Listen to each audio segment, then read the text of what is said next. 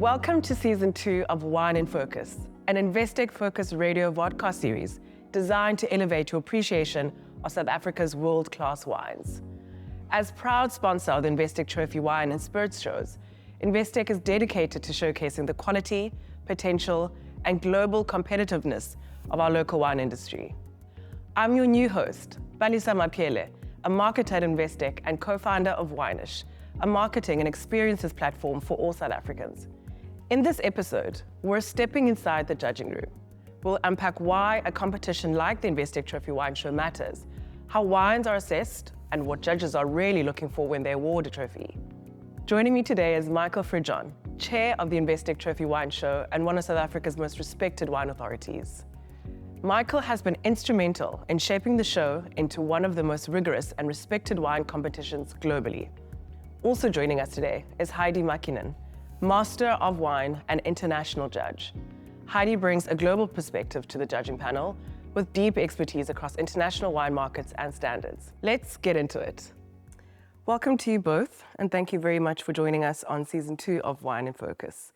In the last season of Wine in Focus, you spoke about the importance of competitions and the need for them to be more rigorous, more international, and more aligned to global standards. Why is a competition like the Investec Trophy Wine Show so important for the South African wine industry? The reality is a competition sets standards for everybody. It says this is what our judges are looking at. This is what, in a competition which has international judges, this is what they are looking at. And it says to the producers, if you want to play in the kind of edge, the cutting edge, whatever you want to call it, where the universe of commerce and the universe of survival come together, you need to pay attention to what is being said in this space. And 15 or 20 years ago, that wasn't crucial. You could say, well, I've got a really good market in England or America or Sweden or wherever you were selling, and it doesn't matter that there are judges who say my wines are too thin, too mean, too clunky, too juicy, to whatever it is, because I have that market. Now, around the world, wine sales are contracting at the most dramatic rate. So actually, if you want to survive in a place where volumes are falling, where criticism is unbelievably rigorous, you need to be listening. You need to know, you need to be able to defend your place in the universe. And Heidi, coming in from an international perspective, how does the Trophy Wine Show compare to other competitions internationally, and what makes it stand out? So it's my second time in this competition, and I think what I find here is that it really is quite relevant to enter here. Often in wine competitions around the world, you tend to get only like the entry-level wines, and then I'm not sure there's enough relevance when only those wines are being rated. However, I find that here, a lot of producers take this very seriously. I mean, you obviously take this very seriously. All the judges are really good caliber. And I do find that there's much more diversity also in the wine ranges. So it's not just certain price bracket, but it's actually quite, both the high end and the entry-level wines enter the same tables. Obviously, we are tasting everything blind. Only numbered glasses in front of us, so you don't know what's in there, but you do get to pick those really good ones there, and hopefully they are also the ones that then are successful in the market. But it is very diverse competition, and I think it's very relevant. There's often a debate about wine competitions and how much they matter in the wine market. From your perspective, what role do they play in shaping both consumer perception and industry standards?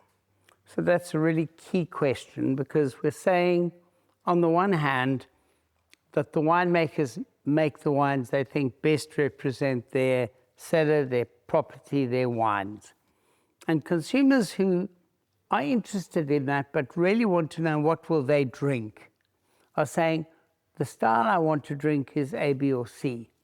So in that competition, if you can bring the two closer, if you can communicate what it is that the fruit gives you and what it is that the consumers want to consume, you narrow that gap between, I can make this, you better learn to like it, and I want to drink this, help me to get there. That spectrum was very wide 25 years ago.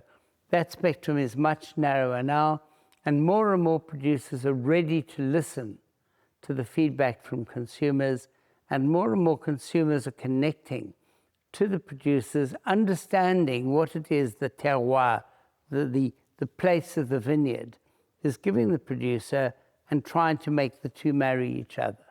So let's shift and get into the mechanics of it all. Michael, staying with you, can you walk us through what actually happens in the judging room? How are the panels structured, and how do you ensure consistency and fairness? So a panel is a living thing. It is dynamic. It has very strong personalities, as it should have. There's no place for soft edges. People are fighting for territory every moment of the day, and the wine is fighting to be seen.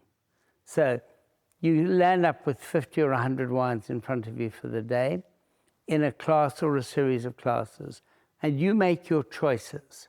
And then, only when you finish deciding whether it's a non-medal, a medal, and if it's a medal, whether it's a bronze or a silver or a gold, once you've done that, you still have to defend your position for all the other people on the panel. There are 3 main panelists and an associate judge. The associate judge is there to learn, but is allowed to express an opinion, doesn't have voting rights. You then argue.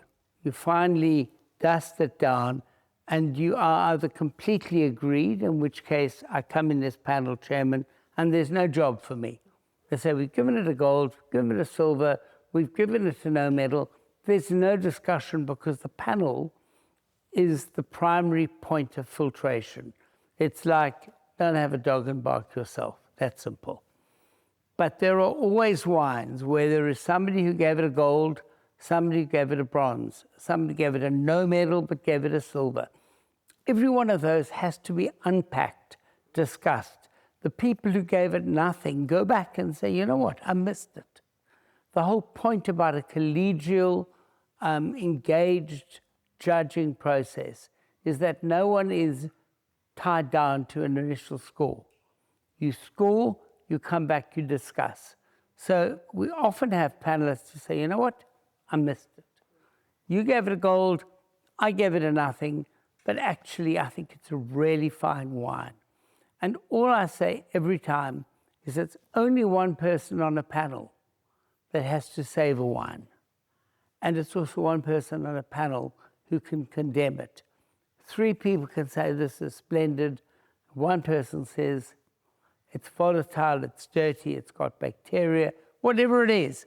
At that point, everyone goes back, gives it a second look, and the role of the chairman is often, dare I say, diplomacy.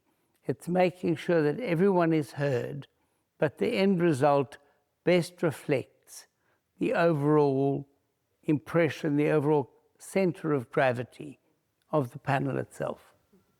Great. Certainly sounds like a rigorous process. Heidi, from your experience as a judge, how important is the chemistry and dynamic of the judges on a competition? Oh, extremely important. I mean, we don't want egos in that tasting room. We do want opinions, we do want firm opinions, but we also need to be able to have a constructive conversation. And if we're tasting 100 wines per day, often you miss something, and then other people will make you look back to that wine, and then we find those jewels. Retasting, and also retasting after we've done individually the full flight, we've seen that the wine's change in the glass. This wine is not going to show the same now than it's going to show in 10-15 minutes. So it's also a really good point for us to go back to those wines and see how they evolved. If we first initially saw something there and then later on we didn't find it anymore, that allows us to also change our opinions. But I do think that constructive discussion is very, very important. And that's why, I think the way Michael has built the panelists here, the groups, I think they are really working well together and quite dynamic. Heidi, you mentioned a flight of wines. Can we unpack what that means for our audience? Yeah, sure. So flight of wines is basically a set of wines that have some kind of similarity to them. So for example, we have a white and a red here. So we would have a range of white wines. Maybe they are all Sauvignon Blancs or Sauvignon Blanc Semillon blends, and that might be anything between 10 to, 35 wines. So it's basically like a group of wines that you compare with each other, and that's what we call a flight. Nice. I hear that today got very interesting and that these things happen, robust conversations, agreements, disagreements. How does everybody work through that, and how do you bring the judges back to what they're there to do? I think it's a really key question. Before I designed the methodology for the show more than 25 years ago, I'd done a lot of judging in Australia, which was different from South Africa, where everything was arithmetical. Judges signed off on their scores. You weren't allowed to talk to each other. The scores were put into a computer, and the computer spat out a result, and you arrived at the results and thought, well, how did we give that wine that result? And I thought, that can't be the way forward. You have to discuss. It has to be collegial. It has to be, what is the result we can defend? So how do you balance the two of those? And when I looked back on the history of judging in Australia, there were famous fights where people stalked off, nearly beat each other up, never told anybody, never spoke to people again their entire lives. And they're famous people in the history of that industry. And I thought, that can't be the way forward. The way forward is that you can have a robust discussion of the kind that families often have, and yet can still be families. So you start off by saying the perimeter, the space is familial. And within that space, you can be robust, knowing that it's a very loose use of the word love. Love will hold together whatever violence takes place in that space. And so that's very important, is that no one needs to say, I don't like this, but I'm frightened to say I don't like this. I want you to be able to say, I think it's appalling. 3 people in the room are wrong, but I am right. And then it's up to me as the chairman to manage the equivalent of, dare I say, politicians in a room, but I have to do it. And that's my risk, I take it. But by the same token, which is really important, the protagonist is the wine. It's not any one judge, and it's not the show chairman. So as long as we're being honest about our engagement with the wine, it's possible, it's probable we will find a way forward. And yes, we did have several robust discussions on a particular panel. It was a panel infused with very strong personalities, very good judging skills. So there's no question about what was being discerned. It's about the prominence you give to certain elements over and above other elements, and then the threshold. What is a bronze? What is a silver? What is a gold? And we should be able to have really hard, difficult fights and kiss and make up and go down and have a glass of wine. And we had that today on a level probably haven't seen for 10 or 15 years. And I like that because A, the result is better, and B, in every one of those results, there's a message for the producers in that class, which says, if you follow what has been rewarded and what has been held back, there is a pathway out of the maze in which the industry now finds itself. And how do you guard against commercial interest influencing the judging process? You pay attention. You have, if you like, a declaration of interest. We certainly do not ever have a judge on a panel whose score will favor his own wine. So to the extent that it happens, say, at a trophy judging, that a judge who is a very competent winemaker who's entered a wine is a professional wine judge, and now that wine is up for a trophy judging, that score is discounted straight away. We have to do that. That's because the show has its own integrity, and even if he's right, we can't be held accountable for the fact that he voted for a wine that happens to be his. So that part is very easy. The much harder part is if your preference aesthetically is for a style of wine in which you are commercially engaged, you like refined, delicate, spicy wines, your portfolio is made up of that style of wine. You don't like big, robust, potentially rustic wines. They don't fit your aesthetic. How do we manage that? That's why we have a panel. We have a panel dynamic. You have a vote on that panel, and you have a panel chairman, and you have a show chair. And we all come together so that in the end, the final result from that panel is consensual. So Heidi, just to get back to basics, what is a blind tasting, and are all wine shows judged as a blind tasting? Yeah, so obviously blind tasting means that you don't know what's in the glass. Of course, you can see the color, you can see, okay, this is a very, deep, almost opaque, ruby-colored red wine, but that's pretty much, all because everything is about appearance, the nose, and the palate. And I think it's very important to taste blind because we are there to really put our own prejudice aside and really just focus on what's in the glass and what is that quality. You never come to something neutral. You always have an opinion about something. So I think blind tasting really puts us to focus rigorously into our senses and our appreciation of the wine in the glass.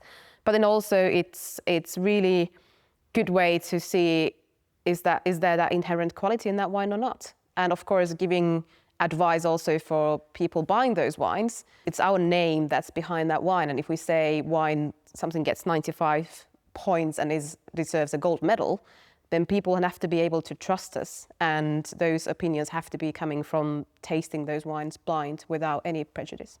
Firstly, glasses are numbered.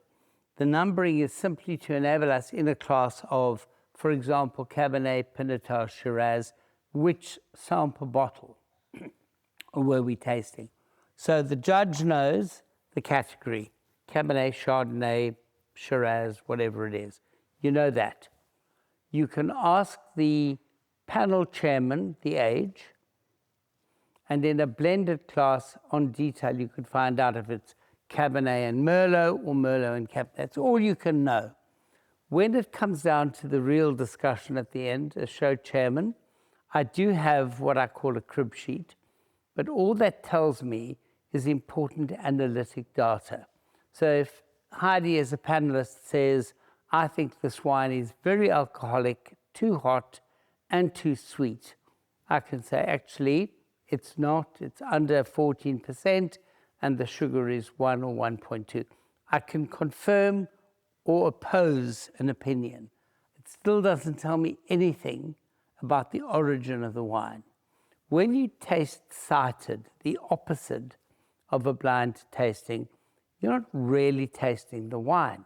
You're tasting the brand, the message that the producer has brought to the market in 1 year, 5 years, or 50 years is the dominant message. This is a great wine because I have a great reputation, and the pressure on the judge to say a wine with a great reputation is rubbish is much harder. And therefore, in a sense, the market of cited judging is in fact recycling the old marketing message. When you're tasting wines in a competition setting, what key things are you looking for? It's not about your personal preferences, whether you like the variety or anything like that. It's all about the quality in the glass. So for me, quality would be purity. Does the wine smell and taste as it should? Are all the aromas and flavors, are they well defined? Is everything in harmony together? So the structural components, the fruit, is there good balance in the wine? Are things integrated well? But then also, it's not just about that purity or balance, but it's also like, is there like that kind of extra oomph? Like, is there something more? Is there, complexity? Is the wine layered? How long does it taste? Does it disappear straight away, or does it linger on the palate? So there's a lot of things that are telling us about the quality. Obviously, when we have these flights, so this range of wines, we do know certain parameters. So we would know that, for example, the grape variety or maybe the vintage. So then you could think about also, okay, is this wine typical? Does it show typicity to that, what it's meant to represent? Age-worthiness is another thing that could be definitely defining a wine's quality. So it's all these things. It's not so much about, you know, your personal preference, but actually the inherent quality of that wine. Okay. And if you could give us a quick example with the flight in front of us, what would you say? Well, I mean, here I have a glass of white wine. It's marked number 73. So this is basically how the wines come in front of us. They are just numbered glasses. That's all we know. So you would first smell it and see whether the aromas are clean, pure. Are they showing one-dimensional fruits or like very diverse array of aromas? Is it well defined? What kind of character you get out from there? Is it just the fruit? Is it winemaking? You know, is there any development? Is the wine youthful? You know, those kind of things. And then, of course, you would then taste it and feel it in your mouth. We do spit everything out because it's a lot of wines during the day. And then you start thinking, okay, how does the wine feel in my mouth? For me, mouthfeel is like most important thing about wine. It's not so much about what it tastes like, but how it tastes. The texture is very important. And then you start thinking, okay, how long do those aromas and feelings last? And then you taste a couple of times, and then you come up with the score that you think the wine deserves. One of the aims of the show was to bring local judging standards closer to what the international market expects. Have you seen that shift happening over time? Absolutely. So the show is 25 years old. Prior to that, we had this kind of message, which was that South Africa makes the best South African wines in the world. And it worked very well as long as you were prepared to live in constricted space and imagine there wasn't another market. And in 25 years, we brought a huge number of international judges here. They're all people of influence, as in they are firstly chosen because they are judges. Their judging has to be immaculate. There's no room for a weaker panel. But then there are people who are writers, who are influencers, who are sommeliers, who are wine buyers, and they come in and they see the transformation which has taken place over 25 years. And we've gone from an industry which really was a bulk wine producer selling cheap £2.99 bottles in the UK market, to a country which is regarded by many of certainly the most influential international critics as the most exciting wine industry in the world, where there are producers who are going out, finding old vineyards that were forgotten about, bringing in the fruit, not because the vines are old, but because the fruit is interesting, and structuring wines that are not dependent on oak or sugar or any of the easy tricks which worked 25 or 30 years ago. In the post-94 era, I used to blend wine for the biggest exporter in the South African market. It was a perfectly cynical exercise.